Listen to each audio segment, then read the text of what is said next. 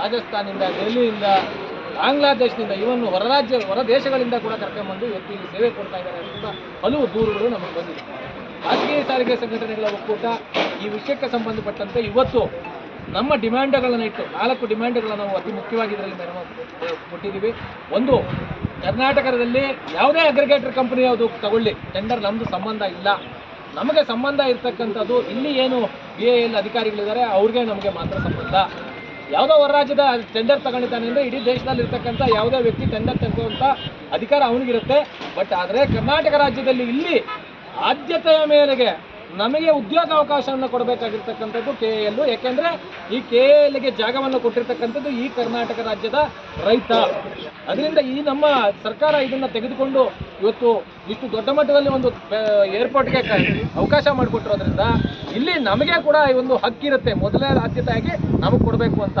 ಅದರಿಂದ ನಾವು ಇವತ್ತು ಈ ಒಂದು ಕಮರ್ಷಿಯಲ್ಸ್ ಮ್ಯಾನೇಜರ್ ಆಗಿರ್ತಕ್ಕಂಥ ಏರ್ಪೋರ್ಟ್ ಕಮರ್ಷಿಯಲ್ ಮ್ಯಾನೇಜರ್ ಆಗಿರ್ತಕ್ಕಂಥ ಸಂಜಯ್ ಅವರಿಗೆ ಇವತ್ತು ನಮ್ಮ ಮನವಿ ಪತ್ರವನ್ನು ಕೊಡ್ತಾ ಇದ್ದೀವಿ.